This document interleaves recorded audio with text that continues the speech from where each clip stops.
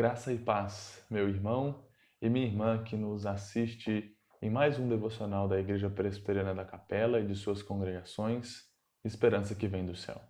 Eu gostaria de te convidar a abrir a sua Bíblia no primeiro livro dos Reis, no capítulo de número 8. Nós vamos ler do versículo de número 22 até o versículo de número 30 para refletirmos ou na nossa reflexão da palavra de Deus. Enquanto você acha, eu gostaria também de fazer uma oração por você que está enfrentando este momento de isolamento e esses dias difíceis que nós temos vivido. Feche seus olhos, vamos falar com Deus. Pai, obrigado porque o Senhor é bom, santo, poderoso, justo e glorioso. Obrigado, Deus, porque o Senhor é o Deus que cumpre a tua palavra. O Senhor é o Deus que dá paz ao nosso coração. E o Senhor é o Deus que faz tudo novo e que renova todas as coisas. Continua cuidando do teu povo, continua cuidando daqueles que se reúnem em torno da tua palavra, daqueles que foram comprados pelo precioso sangue de Cristo Jesus. É no nome do nosso Senhor Jesus Cristo que nós oramos, pedindo. Amém.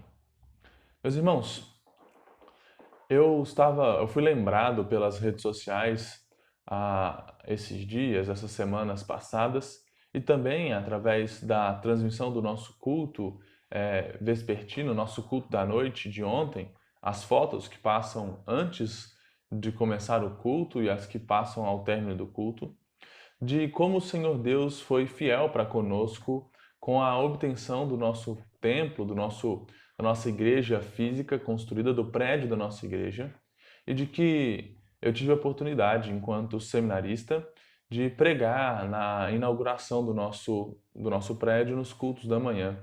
E o texto que nós refletimos e foi exposto naquela manhã foi o texto de 1 Reis 8. E a minha tese, o meu tema central naquela ocasião, foi de que Deus havia sido fiel para com seu povo há muito tempo atrás na construção do templo que foi prometido por Deus a Davi, que os seus descendentes construiriam, e Salomão, seu filho, o constrói. E da mesma forma ele tinha sido fiel para com a nossa igreja quando ele nos deu de presente aquele prédio que significou diversas coisas, como a saída do aluguel, a, a possibilidade da nossa igreja investir esse recurso de outras formas e também a independência que a nossa igreja estava alcançando, deixando de ser congregação e se tornando uma igreja organizada. Mas será que essa fidelidade de Deus se mantém mesmo quando nós estamos impossibilitados de frequentarmos e de estarmos presencialmente no prédio que o Senhor Deus, com tanto carinho, tanto zelo, nos presenteou de forma tão graciosa? Pois é, o texto nos diz: Pois pôs-se Salomão diante do altar do Senhor, na presença de toda a congregação de Israel, e estendeu as mãos para os céus. E disse: Ó Senhor, Deus de Israel, não há Deus como tu em cima nos céus, nem embaixo na terra. Como tu que guardas a aliança e a misericórdia a teus servos, que de todo o coração andam diante de ti. Que cumpriste para com o teu servo Davi, meu pai, o que lhe prometeste pessoalmente e o disseste, e pelo teu poder o cumpriste como hoje se vê. Agora, pois, ó Senhor Deus de Israel, faz ao teu servo Davi, meu pai, o que lhe declaraste, dizendo: Não te faltará sucessor diante de mim, que se assente no trono de Israel. Contanto, que teus filhos guardem o seu caminho para andarem diante de mim, como tu andaste.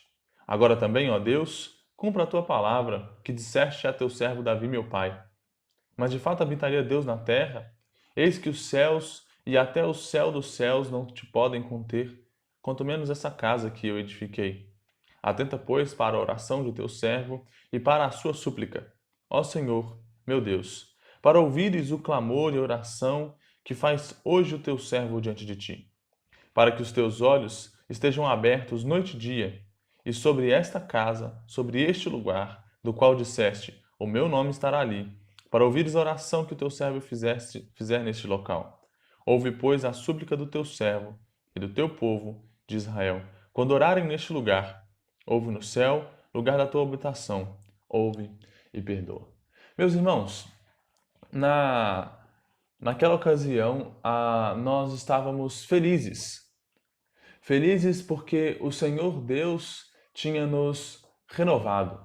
Porque o Senhor Deus tinha demonstrado o seu cuidado paternal para conosco naquela conquista.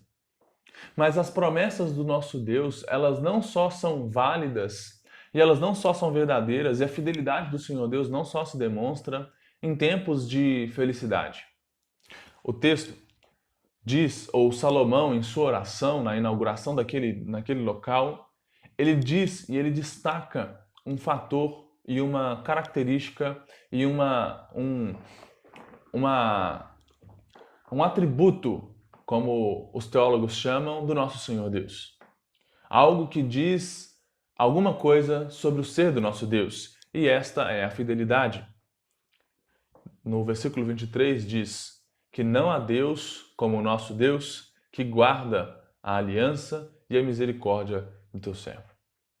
Deus havia cumprido a aliança, a promessa feita com Davi na construção do templo, e ele continua cumprindo as suas promessas e as suas alianças.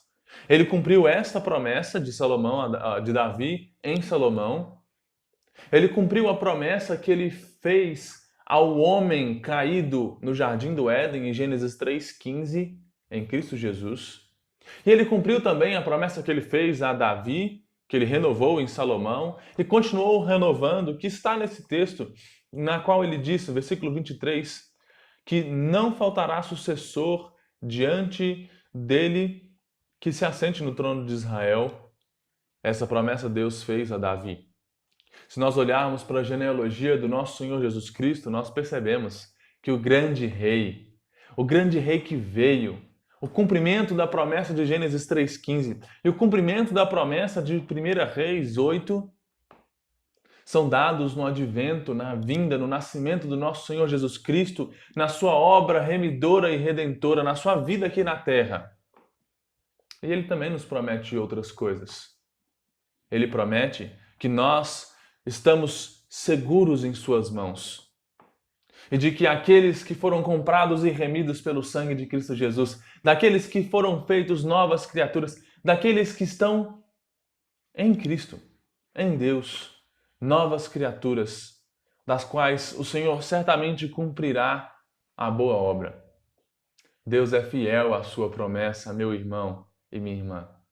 E essa fidelidade de Deus se demonstra na vida da igreja, mesmo quando estamos longe do nosso prédio.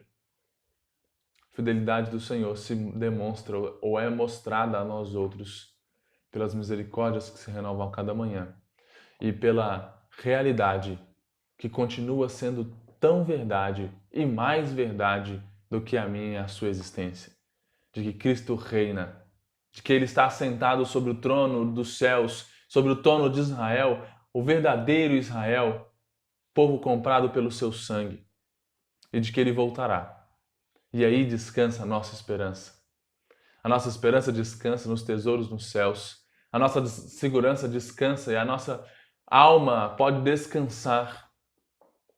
Porque aquele que veio, viveu, morreu e vivo está, voltará. Certamente voltará, cumprindo as suas promessas, cumprindo gloriosamente e graciosamente a sua promessa. Portanto, nessa segunda-feira, portanto, nesse dia que o Senhor fez, neste momento em que é mais uma segunda-feira comum, que as tarefas comuns continuam, ou mais uma segunda-feira nublada, triste, fria, você pode se alegrar de que o seu Deus, o meu Deus, o nosso Deus, cumpre suas promessas. É fiel. Fiel não aos homens, fiel a si mesmo, fiel à sua palavra, e ele certamente a cumprirá. Nele temos segurança verdadeira. Nele temos certeza e firmeza. Meus irmãos, o Senhor seja louvado através da sua vida. O Senhor seja louvado através da vida da sua igreja, da minha vida, da sua vida, da nossa existência compradas pelo sangue de Cristo Jesus. E que você se lembre e se glorie nele e descanse nele, nas promessas dele e na fidelidade dele. Que ele te abençoe. E eu queria te convidar, aqui no final desse vídeo, você cante o hino Tu és fiel, ou Deus fiel do nosso cenário. Eu vou pedir para o pessoal da edição para adicionar no cardzinho aqui do YouTube um link com esse hino cantado, para que você e sua família possam não só ouvir esse hino, mas cantar esse hino e serem lembrados de que o Senhor Deus é fiel. Deus te abençoe e que Ele cuide da sua igreja. Lembre-se, Ele é fiel.